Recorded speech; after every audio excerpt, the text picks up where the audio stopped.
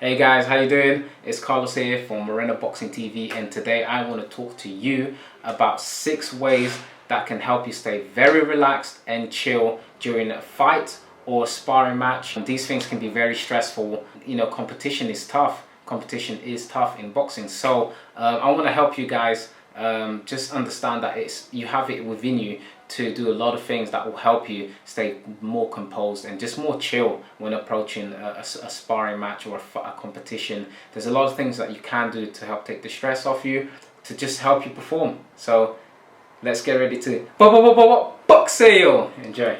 First thing, that I recommend, is to ensure that you have a plan. Make sure that if you are going into a sparring match or a fight, that you have a plan of action. This means understanding your opponent's strengths and weaknesses, understanding your own strengths and weaknesses, and knowing how to take advantage of that knowledge. Okay? If your opponent is tall, rangy, how are you planning to deal with that? Are you going to be slipping his long range punches and trying to get on the inside to throw body shots? If your opponent is a counter puncher, how are you going to deal with that? Are you going to feint a lot to make him throw his shots first, and then you're going to counter the counter? So you have to make sure that you have a plan, guys. That will help you. That will go in a long way to helping you stay relaxed and confident, because you know that you know what you're doing. So if you suffer from nerves before a sparring match, if you suffer from nerves before a fight, it probably has a lot to do with the fact that you maybe don't know what your plan of action is. You maybe don't know how you're going to succeed and how you're going to come out victorious in this engagement or this fight. The second recommendation that I have is, in round 1, particularly in a fight, but also in a sparring match, try to stay relaxed. The round 1, you shouldn't be trying to win the first round per se. And if you're going to try to win the first round, ensure that you're not utilizing too much energy. Ensure that you're breathing and that you're comfortably able to win the first round. Don't gas yourself out in terms of don't run out of gas or get tired trying so hard to win round 1. Round 1 should be used to learn. You want to learn about your opponent's tendencies. Do they keep their hands a bit too low? You want to pick out things that you can take advantage of in round 1. So if you don't win the first round, don't freak out. Don't think that you've lost the fight. Many fighters lose round 1 and come back to score incredible KOs. Step 3, make sure that you're fit enough. This goes without saying, guys. You have to make sure that if you're going to get into the boxing ring, that you are fit, that you are physically and mentally prepared for what you're doing. This means you've gone on your runs, you've done your push-ups, you've done your circuits, whatever program your instructor has given you or your coach has given you, you have to make sure that you followed through with that. That's going to go a long way in ensuring that you stay confident that you can do the rounds. So if you're doing 4 rounds, you know that you can do those 4 rounds hands down, and whatever the situation, you can adapt. And if you need to pick up the pace, then you can do that. You're not going to be running out of gas. It's going to give you that confidence that I can do this, I'm ready for this, I'm not out of my depth, and there's nothing to worry about. I'm secure in the belief that this is the level that I should be competing at, and that's going to ensure that you don't get too nervous and that you can actually perform. Okay, now let's move on to number 4. Okay, make sure that your gear fits you well.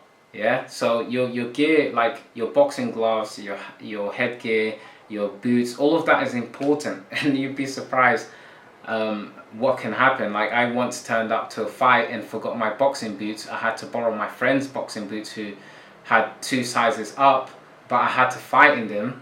And things like that happen. I've sparred them with gloves that weren't mine and headgear that wasn't mine because I forgot my headgear at home. And you don't want to be in those situations where the opponents are really good and you're having to use subpar gear. You want to make sure that your gear is on point to compete with the level that you're in the ring with. I ensure to always look in my bag, carefully allocate everything to where it needed to be, made sure that my hand wraps are always washed and clean, that my gloves fit me well, and I had 2 different pairs of gloves just in case, 2 different gum shields just in case I lost a gum shield or something happened to one, 2 pairs of wraps, 2 pairs of boots.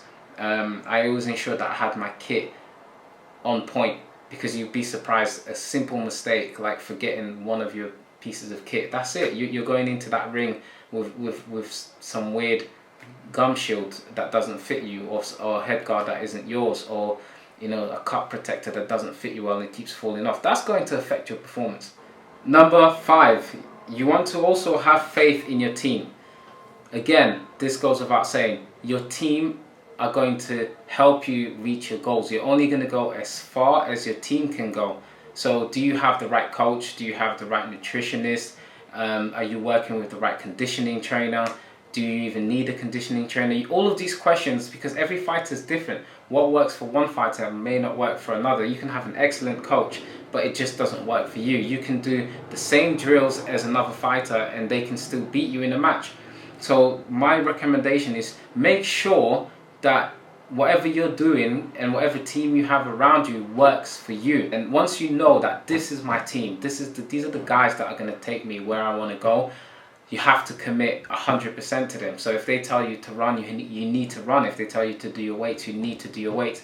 The team is like, each person in the team is like the fingers of the hand, and then you come together to complete the hand, right? The hand cannot be the hand without the fingers, nor can the fingers be the hand. You get my point. The next step, understand that you are always learning, okay? That's the next step. Understand that you're always learning. So sometimes you're going to get your butt whooped in sparring matches. Sometimes you are going to get your ass handed to you.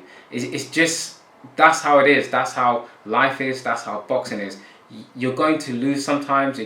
I've come home with black eyes, injuries. You guys can watch on my YouTube channel. You can see the effort and energy I've put in, and you can see, guys, you're going to get hurt potentially. You're going to feel it. You're going to feel the punches. You're going to feel the aches and pains of training. You're not always going to succeed. Some guys are going to be better than you on a particular day. I don't believe that it's always the case that a guy is always going to win. Many factors play into who wins a fight, but there are some people who are just gifted. They've got great genetics. Me personally, my cardio wasn't my strong point. I had to run literally every day to build up enough cardio to be able to compete on an international level.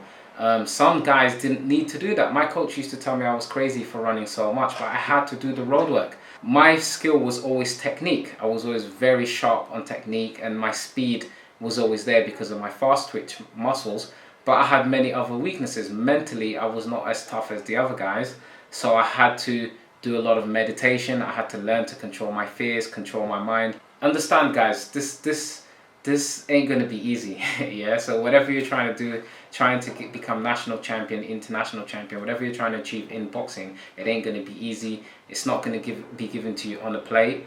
And even the opportunities that are given to you on the plate, you're still going to have to earn them in the ring. So make sure that you're ready for all of this stuff. Have a plan. Stay relaxed, especially round 1, guys. Make sure that you're fit. You have to do the work. Make sure you're fit. Make sure that your gear fits you really well. So your trainers, gloves, headgear, make sure that shit fits you really well. So there you have it, guys. My 6 tips for staying relaxed, staying composed in the boxing ring, and for not letting that stress get to you. Because even though this sport is tough and it's very competitive, if you're a competitor, you have it within you to pull through and to make it happen. And being in that ring is not easy, but the steps that I've given you guys are going to ensure that you're ready to face whatever situation you're in that ring. If you have a plan, etc., all of that stuff is going to go a long way to ensuring you don't make mistakes. Same mistakes that I made. So I'm giving you my experience for free, guys. Enjoy. And remember, always boxeo. I can never forget that.